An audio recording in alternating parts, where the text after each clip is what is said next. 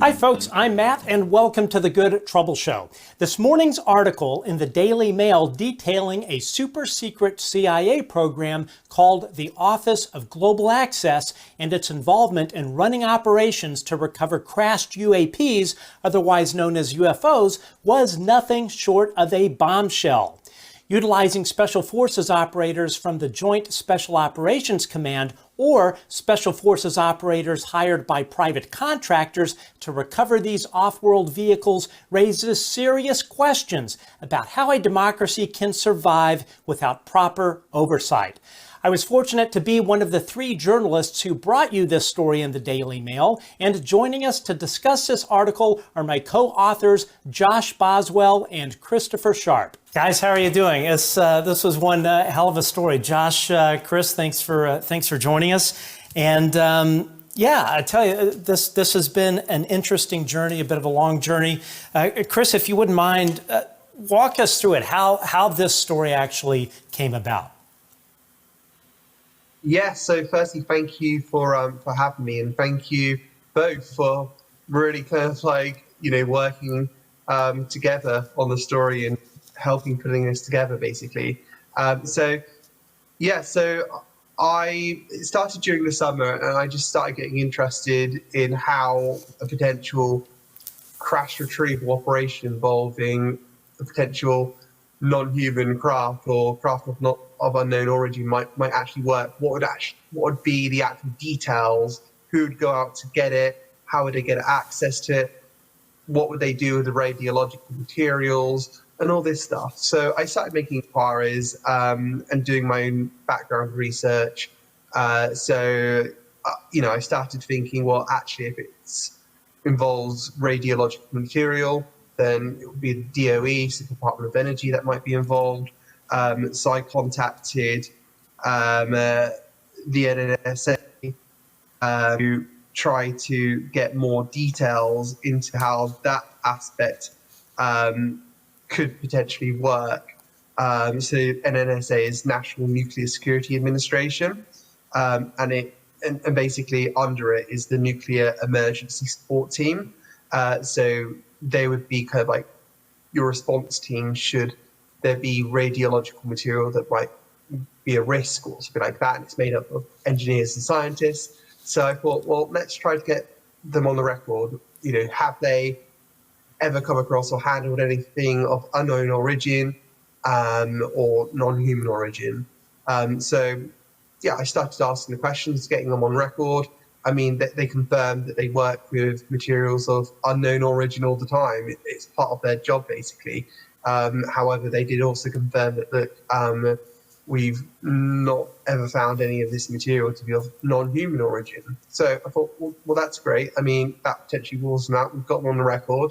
Let's dive into this some more. So then I started doing some other research and talking to sources, and JSOC came up a few times. So that's Joint Special Operations Command. So again, I thought, okay, let's get them on record then. And they came back to me just saying, yeah, I have nothing for you. When I asked them if they had ever worked, if they had ever kind of like worked in operations in relation to materials of unknown origin. So I thought, okay, well, that's quite interesting. And they have nothing for me. And I followed up with that. And I said, look, is that a denial? Can I count that as a denial? And they didn't come back to me. So I thought, well, okay, that's quite a strange answer. Obviously it could mean anything. So it doesn't mean that they do have these kinds of materials that they've encountered. It could just mean that go away, we don't want to deal with the journalists. So I would stress that. Right. And then I guess just to finish off, I was doing some research as well about the Office of Global Access within the CIA's Science and Technology Directorate. The name had come up a few times, so I did some research into it, and I guess what I needed more meat to the bone, and that's where you came into the equation, Matt. We started speaking to some sources, getting corroboration, And we started this big process of trying to find what the details might be, and if there was anything behind these potential claims. Yeah, and I was very excited to because you had approached me about this story, and a lot of it was completely new to me, and of course I thought, what can I do to help? So I brought my sources to bear, my relationships, and I think at some point you and I reached a point where, of course, we originally had spoken about this being in the Liberation Times and the great work you've done in the Liberation Times, but I think we kind of reached a point where we decided, this is a really big story, and this deserved to go into a much larger publication. And immediately the thought of the Daily Mail came up, and Josh, of course, you've done a lot of really great work in this space. So when we reached out to you, Josh, what was and kind of told you what we were coming across, what was your reaction to it? What were you thinking? Are these guys nuts, or were you in complete shock over what information we were bringing to bear? Yeah, I mean, there's always, when you're doing these stories about, UAP, UFOs, there's always that part of you that's still there thinking, I still get this every time. I'm like, wow, this is crazy. This is astounding. What are we really talking about here? We're talking about, non-human craft that have crashed or landed and have been picked up by the CIA, or at least in an operation that's organized by the CIA.